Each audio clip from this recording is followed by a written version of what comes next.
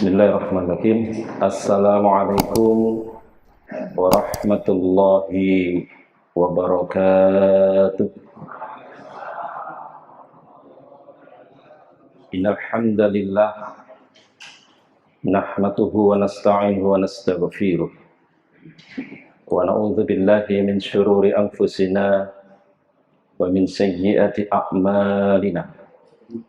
May yahdihillahu fala mudilla lahu wa may yudlil fala hadiya lahu. Asyhadu an la ilaha illallah wahdahu la syarika lah wa asyhadu anna Muhammadan abduhu wa rasuluh sallallahu alaihi wasallam la nabiyya ba'da. Amma ba'd.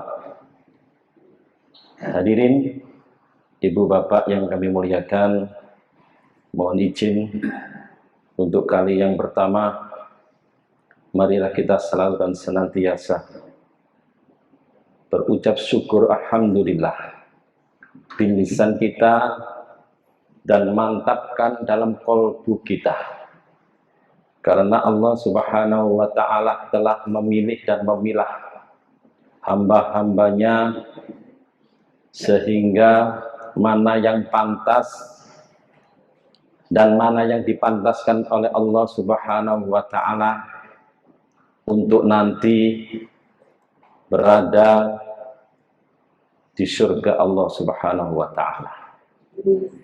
Salawat ma'asalam semoga tetap tercurah limpahkan kepada khatamul anbiya wal mursalin, sosok manusia yang bukan hanya manusia yang memujinya, tapi Allah subhanahu wa ta'ala pun memujinya. Innaka la'ala khuluqin adzim. Sungguh engkau Muhammad memiliki budi pekerti di atas yang lain. Karena apa hadirin? Sirah Nabawi, sejarah Rasulullah sallallahu alaihi wasallam dari masih kecil hingga dewasa, beliau bergelar Al-Amin. Al-Amin itu amanah dalam segala hal dan dapat dipercaya. Bukan hanya sidik. Kalau sidik tak sidik ini ya. Tapi Al-Amin itu lebih dari itu. Dan sosok manusia yang akhir-akhir ini, bulan-bulan ini telah dirayakan. Ada yang dengan genggam gemitanya karena suka, senang, mengharap nanti syafaat Rasulullah sallallahu alaihi wasallam. Karena apa? Guru nih atau ustadznya itu mengajarkan hal seperti itu. Ada yang berupa merayakan itu dengan genggam gemita, seakan-akan pada waktu dia itu berdiri. Jenenge apa lali aku? Sing tola'al badru alaina. Lali aku. Qiyamul gitu ya. Mahalul qiyam. Mahalul qiyam itu kalau di daerah Pasuruan, kemarin anak saya KKN itu, tiap acara syuting mahalul qiyam. Itu bentuk versi dia mahabbah, kecintaannya kepada Rasulullah sallallahu alaihi wasallam karena mengharap syafaat.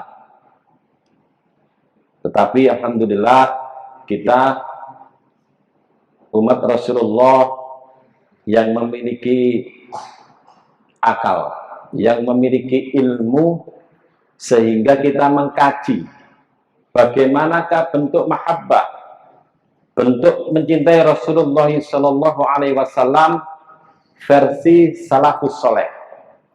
Bagaimana para sahabat mencintai Rasulullah sallallahu alaihi wasallam? Bagaimana para tabi'in dan lain-lain sebagainya, tabi'in. Itu juga berversi-versi karena kecintaannya. Maka alhamdulillah kita mengkaji Al-Qur'an, mengkaji al-hadis, ini juga bentuk daripada ikhtiar kita bahwasan Rasulullah Shallallahu Alaihi Wasallam pun berpesan pada waktu insya Allah haji wada itu, riwayat Imam Malik, taraktu fikum amroini wa in tamassaktum bihima lan tadilu abadan. Aku tinggalkan engkau dua perkara. Lurut tok, Pak. Yang mana kalau engkau berpegang teguh kepada kedua itu, maka engkau tidak akan tersesat selama-lamanya. Apakah itu? Kitab Allah wa sunnata Rasulihi, Al-Quran dan As-Sunnah. Ini sangat-sangat betul, ya. Maka saya juga pernah dulu itu, mohon maaf, ikut Ibnu. Itu tadi di Ba'ana. Akhirnya saya diajak oleh Pak Endro, Allah yarham, ngaji. Pada waktu itu saya Mas Ari, 2 hari ini muridnya Pak Endro di Sabilul Mutakin. Alhamdulillah melalui kajian-kajian dari Ustadz Taron dan lain sebagainya, nah itu masuk di sini ada hidayah Allah Subhanahu wa Ta'ala melalui insya Allah Muhammadiyah ini. Saya cinta dengan Muhammadiyah karena apa? Walaupun saya ini hijrah dari Sikep ke Kebon Anom ini tidaklah mudah, ya Pak Khairul. Pada waktu masuk itu luar biasa, oh Muhammadiyah gitu. Tetapi alhamdulillah mulai proses, melalui ta'aruf, akhirnya tonggo-tonggo ya wis care dengan kita, dan sekarang saya menjadi ketua geng, ketua gang. Jadi itu bentuk sebuah suri toladan kita. Rasulullah begitu, ya Rasulullah itu datang dengan suri toladan di surat Al-Ahzab 33 itu ya. 21 itu. Laqad kana lakum fi Rasulillahi uswatun hasanah liman kana yarjullaha wal yawmal akhir wa dzakarallaha katsira. Itu kita sudah familiar. Jadi sungguh dalam diri Rasulullah itu ada suri toladan bagi mereka yang mengharap rahmat Allah. Terus nek mengharap bagaimana caranya? Indikasinya, maka dia itu berzikir, ingat pada Allah Subhanahu wa Ta'ala. Kalau dalam ajaran Wahidiyah, mohon izin, saya pernah punya teman Wahidiyah itu punya semboyan lillahi wa rasuli. Jadi semua aktivitas itu karena Allah dan Rasulullah. Kita kan gitu. Kita ini, mohon maaf, berangkat dari sini pun, dari rumah ke sini, ya niatnya juga sholat, thalibul ilmi. Berangkat dari rumah juga bismillahi tawakkaltu Allah. Nah itu kan lillah karena kita akan sholat dan thalibul ilmi. Wa rasulillah. Dengan contoh Rasulullah, kalau keluar rumah kita membaca bismillahi tawakkaltu Allah la haula wala quwwata illa billah. Kemarin itu saya membuat judul ini juga asal-asalan. Pada waktu Rapin dan Sus, Mas Apri WA saya, Mas tolong dikirim foto apa? Ngiji, batuk angin. Ya kira asisten saya suruh buat berbentuk PPT gini. Kalau saya ini kan jarang-jarang. Kalau Mas Yadi ini dari kuliah itu PPT-nya banyak. Kalau saya nyun sewu nggih rodok jarang gini-ginian. Ini aja tampil perdana. Jadi kalau nanti ada salah kata, mohon izin saya juga dimaafkan, ya. Ini perdana, saya nggak berani ngadeg, nggak berani saya. Jadi itu pembukaan sudah, niat kita juga mencari ilmu, meraih hidayah dari Allah Subhanahu wa Ta'ala. Hidayah itu, ini bukan saya yang membuat ini, asisten saya. Jadi anggap saja ini kita belajar bersama. Petunjuk dari Allah menuju jalan kebenaran. Sepakat nih. Jadi Allah Subhanahu wa Ta'ala itu memberi petunjuk kepada hambanya itu tidak sembarangan. Kita kan ingat bahwasanya paman Nabi Abu Lahab itu dukung Nabi luar biasa, totalitas. Harta jiwanya itu dipersembahkan kepada Nabi, kepada Rasulullah SAW. Tetapi pada waktu akan meninggal pun Rasulullah berkeinginan, ya Abu, tolong ucapkan syahadat. Jangan mengucapkan ngelirik ini ono Abu yang lain dia, Abu Lahab, Abu Gosok dan lain sebagainya. Akhirnya gak berani. Kau nek ngucap no agama nih Muhammad, apa kau gak iling agama nenek moyang kita? Akhirnya gitu Pak, meninggalnya pun dengan berpegang teguh kepada agama nenek moyang. Nah di Indonesia ini agama nenek moyang apa? Sewu, kejawen, Hindu, Buddha itu nenek moyang. Maka Islam pun di sini masuk juga melalui ajaran-ajaran yang bersifat Hindu. Diselip-selipi. Lah, tugas kita ini kan tajdid pemurnian. Nah, suratnya ini. Ini kalau jenengan membaca ini, ilustrasikan pada waktu kita itu belum diciptakan, seluruh manusia itu belum diciptakan oleh Allah Subhanahu wa Ta'ala, sudah berupa entah itu arwah, entah itu apa, di sini sudah diikrarkan. A'udzubillahi minasyaitonirrajim. Wa id akhadha rabbuka min bani adama min zuhurihim dzurriyyatahum wa ashhadahum ala anfusihim alastu bi rabbikum. Jadi di sini sudah dideklarasikan, ditakoni Allah Subhanahu wa Ta'ala, alastu bi rabbikum. Maka semuanya itu, apakah aku ini Tuhanmu, wahai para calon-calon manusia? Qalu bala. Nggih, Rob. Jadi secara fitrah manusia, seluruh manusia itu pasti akan berkata Allah Subhanahu wa Ta'ala, Allahu sebagai Tuhan, sebagai Rabbukumul A'la, sebagai pencipta yang maha tinggi. Ini pasti Pak. Kan ada beberapa hal janji itu yang tidak pasti, itu setan dan iblis, yang kadang pasti kadang tidak. Ya kita ini ya nek janji ini caleg ya akan beresete, nek janji ini guru ustadz insya Allah terpenuhi, dan janji Allah Subhanahu wa Ta'ala pasti terpenuhi. Jadi itu slide selanjutnya biar rotok cepet ya. Hidayah, indra, dan akal. Ibu bapak, alhamdulillah kita ini dilahirkan dalam keadaan sempurna. Nggih, saya pada waktu melahirkan anak yang pertama itu ya. Oh,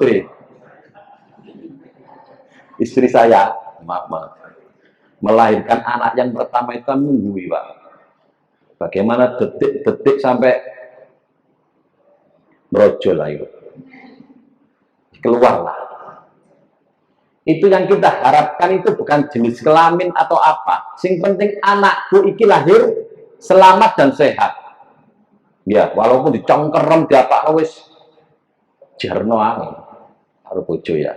Dengan istighfar kita, dengan harapan Allah Subhanahu wa Ta'ala mempermudah anak kita ini segera lahir. Nangis saya pada waktu itu. Maka saya itu bersyukur, itu saya itu insya Allah satu saja. Syukur saya. Ya, kata Pak Siswoyo, sapa yang bersyukur akan ditambahin ngawur. Bukan begitu. Saya bersyukur. Saya tidak berkeinginan nambah-nambah lagi. Kecuali ada takdir yang lain. Jadi pastinya itu. Saya bacakan surat ini. Surat ini juga sudah familiar bagi kita. A'udzubillahi minasyaitonirrajim. Sebuah kaidah membaca Al-Quran itu kita disyariatkan untuk berta'awud. Berta'awud dan basmana manakala awal surat. Nah, awal surat ini berta'awud. Wa idza qara'tal Qur'ana fasta'id billahi minasyaitonir rajim. Jika kita akan membacakan Al-Qur'an, maka berlindunglah kepada Allah dari godaan setan yang terkutuk. Ayat niku. Macam-macam ta'awud banyak sekali, ya. Tapi yang saya hafal cuma 2. A'udzubillahi minasyaitonir rajim wala ta'fu ma laisa laka bir ilmi. Innas sam'a wal basar wal fuada kullu ulaika kana anhu mas'ulah. Kita pelan, kita cerna, ya. Semuanya itu akan dimintai pertanggungjawaban oleh Allah Subhanahu wa Ta'ala. Maka terkadang dalam hening, dalam sebuah perenungan yang dalam, menjadi manusia itu sangat berat, Ibu Bapak. Apalagi laki-laki, wah berat sekali. Ar-rijalu qawwamuna 'alan nisa. Laki-laki pemimpin bagi perempuan. Nah, pemimpin ini yang ngono, Bu. Gak enak-enak mimpin ngongkon merintah saja. Ada beban tanggung jawab yang disandar di pundaknya. Bukan hanya di dunia. Oh, di dunia yang panggilnya kayak gini ya, roto-roto nih, roto-roto. Ini survei, untungnya bojoku gak ano. Survei, ya, survei dan hadis Nabi. Manusia yang namanya perempuan Anissa itu, panggil totoane, ibu ya. Maka dari Negus Baha, manakala perempuan kita itu cerewet, perempuan kita itu ngomelan, itu kita harus bersabar. Karena apa? Ada pahala di situ. Nggih, tak delok nang kene iku rata-rata. Ya, muka-muka bersabar kabeh. Alhamdulillah. Wala ta'fu. Janganlah engkau mengikuti. Nggih, melok-melok. Ma laisa laka bil ilmi, sesuatu yang tidak engkau ketahui. Sesuatu yang tidak berdasarkan ilmu, sesuatu yang tidak berdasarkan dalil, sesuatu yang tidak berdasarkan regulasi dari pemerintah. Nggih, kula ini kan BPD, Bu. Jadi semua anggaran, semua output input itu harus berdasarkan regulasi. Mau ikut tekan Permendagri, Permendes, dan lain sebagainya. Harus sesuai itu. Walaupun ono penyelewengan akhirnya. Ya, saya juga paham. Oh, ini diselewengno, gitu. Ngakui pengawasan ya. Ya sik luput kadang gitu anggaran itu. Kita pun juga begitu, Ibu Bapak yang kami hormati. Janganlah kita sekali-sekali itu lebih baik tidak melakukan sebuah aktivitas ibadah kalau kita tidak mengetahui ilmunya. Digolek ilmunya dulu. Dicari dalilnya bagaimana. Oh, wiritan mari sholat itu gimana, Ji? Jaher apa syir? Wanter apa kalem? Ya, biyen-biyen kita sudah diurui kan. Bahwasanya kalau wiritan itu Rasulullah nggak pernah wanter terus berjamaah. Apakah dilarang? Ya nggak dilarang, nek belajar. Nah, kita belajar, tak belajar. Yang saya kalau niki nek sholat kan hampir 80% ke langgar kami. Karena jamaahnya nek gak banter itu pasti tidak bisa. Kayak sok ngomong. Kita kan alhamdulillah dengan dalil sapa wonge sing tiap zuhur sholat membaca subhanallah 33 kali. Alhamdulillah 33 kali. Allahu Akbar 33 kali dan dijangkepkan dengan la ilaha illallah wahdahu la syarikalah lahul mulku walul hamdu wa huwa ala kulli syai'in qadir. Kalau tambah-tambah nih apa jenenge? Biasanya tambah-tambah nih sebelah ya. Sebelum la ilaha illallah kabira walhamdulillah la ilaha illallah gitu. Kalau kita kan enggak sesuai dalil. maka dihapus seluruh dosa-dosa kita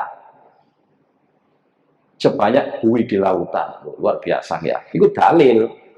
Nggih. Dosa apa yang dihapus menurut para ulama? Dosa-dosa kecil kita. Banyaklah dalil-dalil yang ilmu-ilmu yang harus kita pahami. Ngawajib tok gak ngerti ilmu ini nggih. Ya oleh ganjaran sing ya. Inna sam'ah, sesungguhnya pendengaran. Nah ini Allah Subhanahu wa Ta'ala itu luar biasa. Dan ini bukan produk sosok Muhammad, karena Muhammad ini ummi, gak iso apa-apa. Doa kembali ke melahirkan tadi. Sosok manusia yang lahir ke dunia, ceprot, ya, nangis. Itu pertama yang bisa berfungsi itu ternyata pendengaran. Kalau pendengarannya tidak berfungsi, pasti nggak iso ngomong. Itu pasti. Ya apa nek ngomong gak krungu wuruan umi, abi, ibu, bapak, bunda gak ano buntu, maka tidak bisa berucap. Maka syarat untuk bisa berucap harus mendengarkan. Nah inilah shadaqallahul adzim di sini, Bu. Hebatnya Al-Quran itu luar biasa. Kita yakin Al-Quran itu la raiba fi, tidak ada keraguan di dalamnya, pasti. Tidak usah ragu. Sampai tidak ragu, berarti sampai tidak beriman di dalam surat Al-Baqarah ayat 2 itu. Wal basyarah, dan penglihatan kita. Seluruh indera penglihatan kita ini pun juga akan dipertanggungjawabkan pasti. Wal fu'ada, dan hati. Kadang awak diku elek karo wong, itu timbulnya dari hati. Kadang kita itu berbaik hati, ya. Kadang berburuk hati, kan hati. Fu'ada. Itu semuanya nanti kulun, semuanya ulaika kana anhu mas'ula, akan dipertanggungjawabkan di hadapan Allah Subhanahu wa Ta'ala. Apa yang kita dengarkan, murotal, pembacaan surat Abayati pada waktu ngimami subuh, Mas Widodo, Gustik, dan lain sebagainya. Atau yang lain, mesti aja menungso ya, ono-ono sing kurang-kurang baik. Esok-esok ibu-ibu belonjo, ceng-ceng, lagu sih, sing iku lo gak tau ketok kok wetenge blendung, padahal burung ngene-ngene, lho padahal iku lho wis sah. Jadi hal-hal yang kadang tidak kita sadari, gak wedok tok lanang ya dak iki. Padha mawon ya. Sebuah penyakit hati itu kan yang paling bahaya itu hasad, iri hati, dengki. Al-hasadu yakulu hasanati kama takulun narul khatobah, kata Rasulullah gitu ya. Hasad itu diibaratkan kayu bakar. Api memakan kayu bakar. Lep. Jadi amal kita yang pakai, Bu, kalau kita punya iri hati, hasad, wis dipastikan akan cepat entek. Untuk itu hal-hal seperti itu estu kita hindarkan. Bah iko ngono, bah iko ngene. Kalau kita tidak bisa menjaga diri kita, tazkiyatun nafas, ya wis aluk nang omahe. Bojoku iki parang metu lah kok kok mari teko sekolah terus mari nang TPQ wis nang kamar. Ya iku mang biar tidak ngerumpi dan lain sebagainya. Di samping itu ya pegel wae. Mari sekolah atau panasan terus nang TPQ. Ini tadi juga gitu. Jawabanku melok ngaji ngono ya walasan ya. ya wis lah, kan gitu. Jadi itu nggih, Ibu Bapak, indera kita ini, bila mana indera kita ini ditujukan pada hal-hal yang baik, maka ini akan menjadi hidayah bagi kita. Tetapi bila kalah indera-indera kita ini berada di suatu zona yang kurang baik, maka bisa dipastikan kita akan keluar dari hidayah Allah Subhanahu wa Ta'ala. Maka berkumpul dengan orang-orang yang soleh, komunitas yang baik itu merupakan anjuran para ulama. Kalau dulu kita pujian-pujian di musola-musola itu adalah bentuk pengajaran, metode yang disampaikan secara mudah oleh para kiai-kiai, ulama-ulama kepada masyarakat. Jadi hal-hal yang 5 itu, sing maca Quran sak manane, salat malam suwe, apa itu? Sing suwe, anak soleh, itu anak soleh, wong soleh kumpulono, dan lain sebagainya 5 itu. Saya sudah agak lupa. Iya. Itu memang filosofi ajaran agama yang dikupas, dikemas menjadi metode yang baik. Tahlil juga gitu, tahlil itu. Tahlil itu apakah semuanya salah? Kalau bacaannya itu rata-rata bacaan yang mahfudot, bacaan yang sahih, ajaran-ajaran dari Rasulullah. Hanya kemasannya, tempatnya saja yang kadang sebagian dari para ulama itu menimbulkan hal yang baru dalam Islam atau bid'ah. Tapi dungu-dungune wapik kabeh. Ya. Al-Fatihah. Al-Fatihah itu obat segala macam penyakit. Terus awal Al-Baqarah, akhir Al-Baqarah, sampai berdoa, ya, maca Al-Fatihah sampai akhir Al-Baqarah, la turaddu doa. Saya ini kan sama Ustadz Suyadi ini diajar oleh Ustadz Farid. Ustadz siapa Pak yang adiknya Farid itu? Ahli Quran itu, ahli hadis. Ustadz Wafi. Itu diterjemahkan. Ya, itu. Oh ternyata tahlil itu mengambil dari hadis-hadis seperti itu. Tapi kan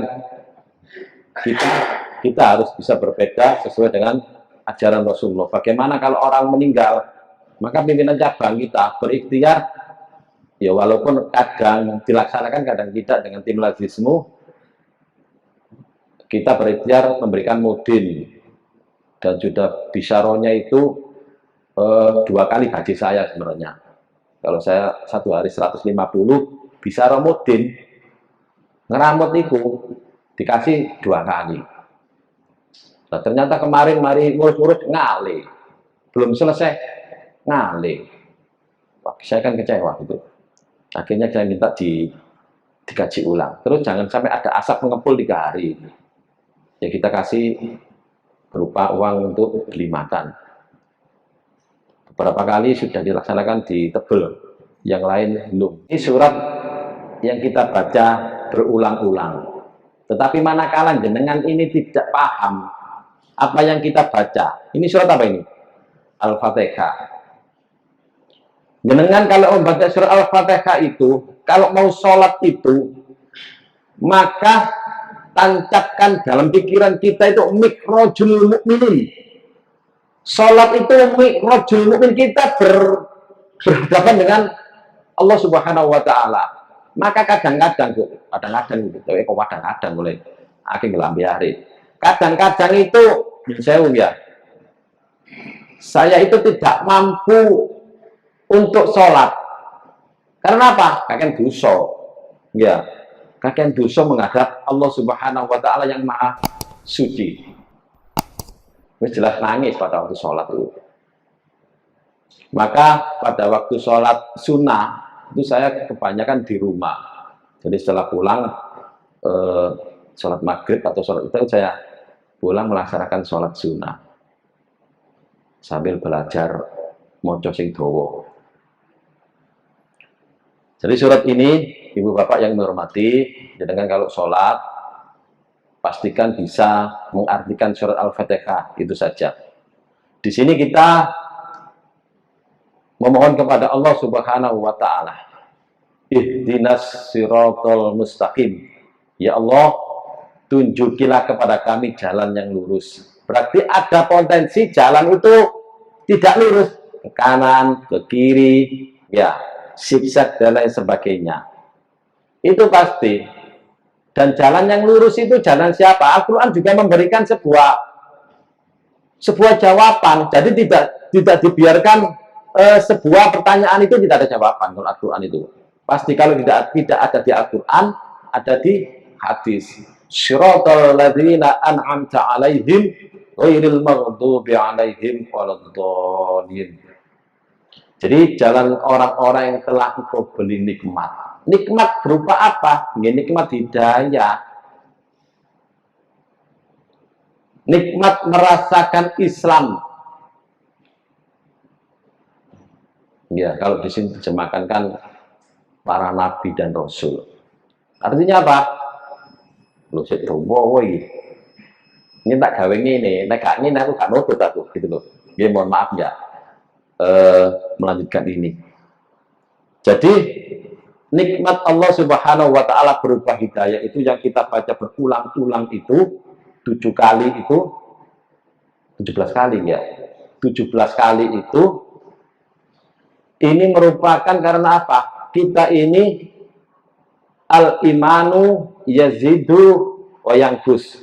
Iman itu, Pak, sadari maupun tidak kita sadari, kadang-kala itu bertambah, kadang berkurang, pasti. Maka bersyukurlah jenengan-jenengan tidak musola, tidak masjid ngene iki ya. Insya Allah landai. Nek kayak kulong ini wis angel ngaji kadang males. Lah kok males ana rapat aku nggih. Saestu. Jadi beberapa hari itu banyak kegiatan, termasuk kemarin itu jenguk teman istri teman yang sakit karena sakit yang sangat sakit, akhirnya dirujuk ke rumah sakit Siti Hajar. Kita ke sana, kenapa Bu? Kena ginjal stadium 2, bayangkan. Wis rodok krowok. Oh, gak apa-apa Bu, ngene iku sik enteng, saya bilang gitu. Ya apa maneh? Dia cerita sampai nangis ya. Terus ada jantung juga. Kena jantung juga. Ben bayangno Pak, Bu. Ya. Maka saya itu kalau di rumah sakit itu ya saya sering kan menjenguk baik itu rekan kerja, SPSI dan lain sebagainya itu. Ya, kita bersyukurlah dengan keadaan sehat itu. Lah, rumus Rasulullah Shallallahu Alaihi Wasallam cara mensyukuri sendi-sendi yang 360 ini cabang ini, sendi ini, caranya gimana? Dalilnya apa? Kan kita sholat duha 2 rakaat cukup. Ya. Tapi nek mampu 4 sampai 8. Nggih, saya itu biasa nih 4. Kalau 6 8 jarang saya. 4. Nggih, nek nggih bener sampai. Jadi dibiasakan nggih. Tapi minimal 2 saja. Sampai harus tahu ilmunya. Iki ya Allah, saya bersyukur terhadap nikmat-Mu. Tangan saya bisa bergerak. Kalau nanti Bu, turu jenan nang ndukur, bojo nang ngisor ya. Mungkin waktu itu rada trouble mungkin bojoku. Guyon niki ya. Kula niki mulet. Ya Allah, saumpah ke sini lho. Kram. Pengen saya, ya Allah, istighfar dan lain sebagainya. Pernah gitu. Sering 2 kali. Nah, pernah juga asam urat. Lah saya di kasur, istri saya di depan TV, jarang kumpul lagi Bu. Ya nanti ini juga jarang kumpul, kumpul gitu. Sakit bu, kena asam urat bu, sakit. Bojoku dan tak sebet ku ya apa ya. Akhirnya ya, istighfar dan sebagainya reda. Ada obat apa? Saya untal. Bu iku ono paramek, bu oskadon dan sebagainya.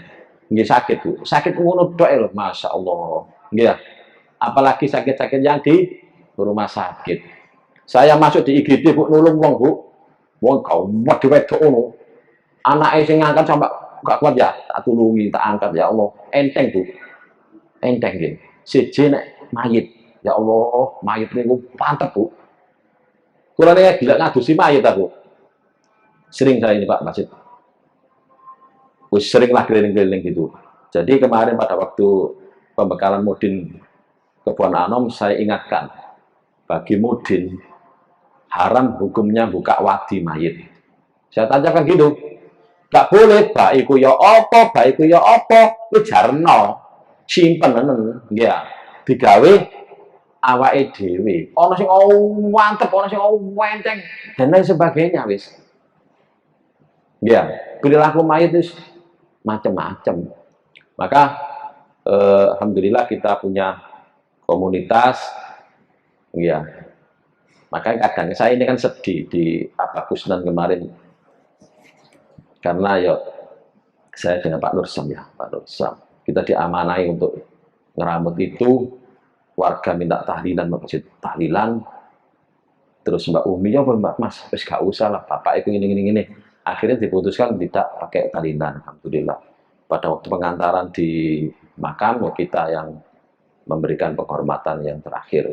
Dan saya beri pengertian bahwa beliaunya tidak mengadakan pembacaan kalimat-kalimat thayyibah. Memang berat dulur, nggih.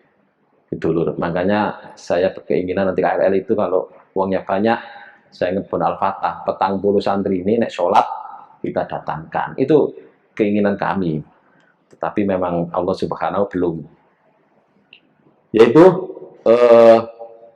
beberapa hal yang bisa kami sampaikan karena yaitu tadi ini asisten saya yang membuat. Sebenarnya saya ingin membuat sebuah kajian tentang ilmu, tetapi istri apa asisten saya membuat ini.